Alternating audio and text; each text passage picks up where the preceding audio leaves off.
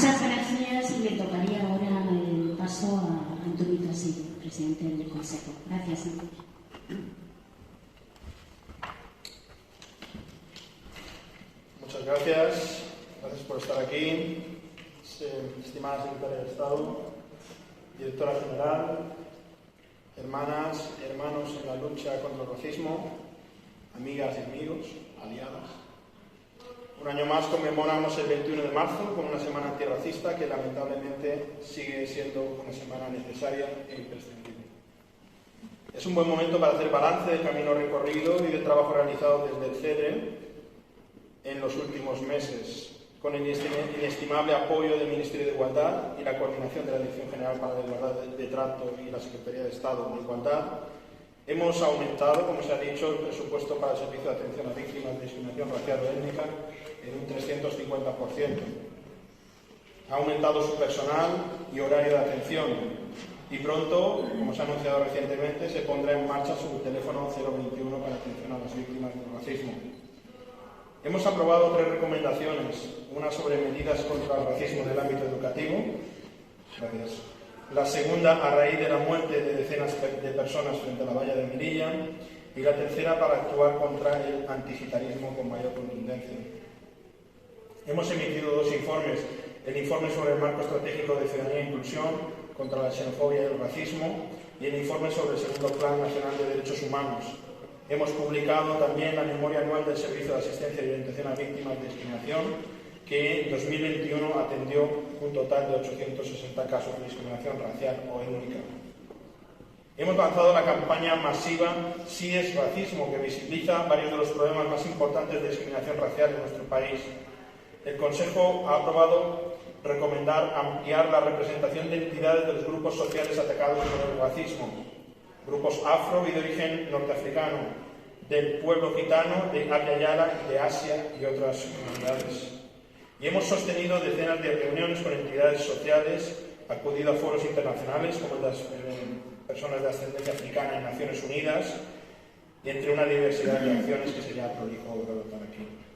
En vista de lo anterior, el compromiso del Ministerio en la lucha contra el racismo es claro, contundente, como no se había visto en anteriores gobiernos ni en la historia de este país, como ya se ha dicho. Lo reconocemos y lo aplaudimos. Pero esto no quiere decir que no podamos y no debamos hacer más. Nos encontramos aquí, como se ha mencionado, porque un día como hoy, de 1960, la policía sudafricana abría fuego en Sharpeville sobre 7.000 personas que se manifestaban contra la ley de pases, asesinando a 69, incluyendo 10 niñas y niños. 180 personas resultaron heridas. Los pases eran una suerte de pasaportes internos que restringían el acceso a las personas clasificadas como negras de las áreas clasificadas como solo para personas blancas. Los pases convertían a la mayoría de las personas de Sudáfrica en extranjeras en su propio país. Por más que le doy vueltas a estos hechos, no puedo dejar de encontrar similitudes entre Sharpeville y la situación actual global norte-sur, y en concreto con otros asesinatos en fronteras africanas. No puedo evitar ver una relación entre el apartheid y el diferente trato que se da a las personas migrantes y refugiadas de África en Ceuta, Melilla y Canarias, y las de Europa, que llegan por carretera o en aeropuerto. Unas personas son vistas como una amenaza y pueden morir con escasa repercusión mediática y social, y otras son vistas como seres humanos plenos, merecedores de atenciones y acogida. Las y los panafricanistas no queremos migraciones forzosas. Aspiramos a que los países africanos tengan pasaportes fuertes como los de los países del norte global, pero eso no será posible mientras el neocolonialismo oprima a nuestros pueblos. Las personas africanas no tienen pases, porque no hay un número mínimo suficiente de visados para ellas en el norte global, pero sí hay acceso libre para las materias primas que les son arrebatadas mediante acuerdos espurios. Por eso denunciamos que la violencia sobre los cuerpos africanos es el pilar sobre el que se sostiene el bienestar de Europa, y el racismo juega un papel central para que esa violencia sea posible sin consecuencias.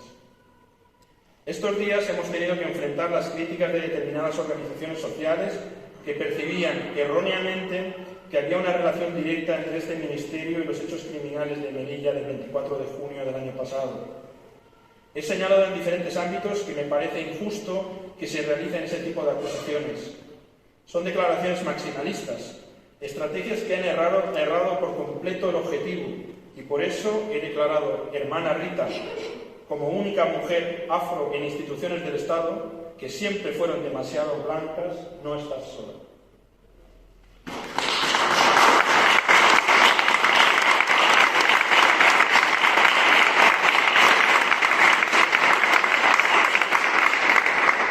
Me he esforzado en explicar que este gobierno está conformado por varios partidos políticos y por un gran número de personas que no tienen por qué pensar exactamente igual sobre todas las cuestiones, aun cuando estén en el mismo barco, y que, por otra parte, tampoco tienen las mismas responsabilidades.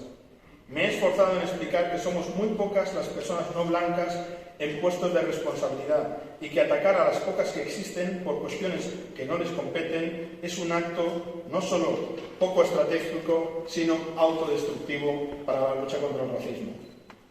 No somos ministras todavía, ni ministros, no somos secretarias ni secretarios de Estado. Apenas estamos en el Parlamento y en los gobiernos autonómicos.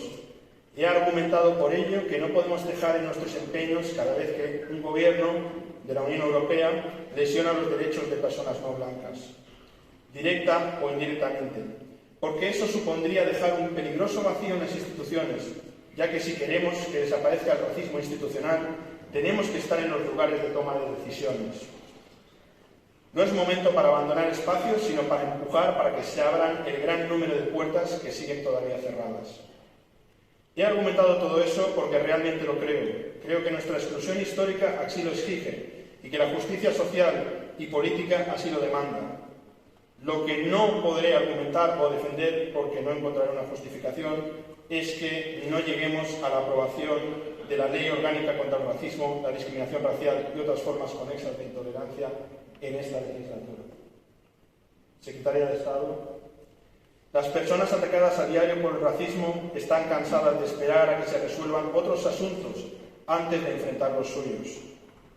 El pasado septiembre, en su segundo día tras empezar el colegio en Zaragoza, una niña no pudo aguantar más el acoso racista y la indiferencia de quienes debían poner coto a la situación e intentó suicidarse.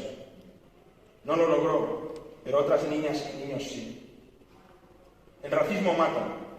Mata ruidosamente como en la frontera de Melilla y también mata en silencio. Mata los cuerpos y mata las expectativas y el potencial de millones de personas que tienen derecho a llegar a ser lo que quieren ser. Las niñas y niños que sufren acoso escolar racista y sus familiares, las personas que no pueden acceder a una vivienda digna, las personas excluidas del acceso a un puesto de trabajo por no ser personas consideradas blancas, no quieren oír hablar de tiempos y negociaciones políticas. No entienden por qué sus asuntos, que son los asuntos más importantes de cualquier sociedad democrática que se precie, la igualdad, la no discriminación, la justicia, son los últimos en ser atendidos. La educación no puede continuar siendo el lugar desde el que se replican retóricas que justifican las dinámicas históricas de opresión. La memoria histórica no puede ser solo la de la guerra civil. La colonización, el esclavismo, el neocolonialismo son crímenes cuyas consecuencias seguimos afrontando hoy en día y que exigen un desagravio. Las leyes no deben ser leyes pasivas que ponen en marcha mecanismos solamente cuando el mal está hecho. Deben ser leyes proactivas.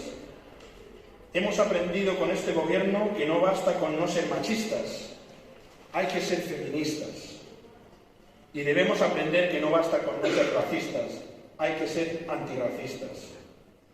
Necesitamos con urgencia una ley orgánica contra el racismo, la discriminación racial y formas conexas de intolerancia, porque no podemos defraudar el esfuerzo de centenares de organizaciones y miles de personas que se han movilizado para lograrla y que han participado activamente enviando propuestas, tantas como pocas veces se han visto en el diseño de ninguna ley en España. ¿Qué explicación podríamos darles si no se aprueba la ley? ¿Va alguien a decirles que son, a decirles que somos personas de tercera porque nuestras justas aspiraciones son las últimas en ser tenidas en cuenta? Necesitamos esa ley, la necesitamos con urgencia porque es una ley proactiva, imprescindible para seguir cimentando una sociedad mejor, una sociedad que no calle, que no permanece pasiva, cuando a una porción de su seno le son arrebatados los derechos de los que es acreedora. Una sociedad que sabe que la neutralidad en situaciones de injusticia favorece la opresión. Por todo aquello, apelo al Gobierno y a todas las personas con algún grado de responsabilidad en la toma de decisiones legislativas para que socialicen con urgencia el borrador que ya existe de dicha ley y poder así avanzar sin demora hacia la que puede ser una de las mayores y más necesarias conquistas sociales de este país. Muchas gracias.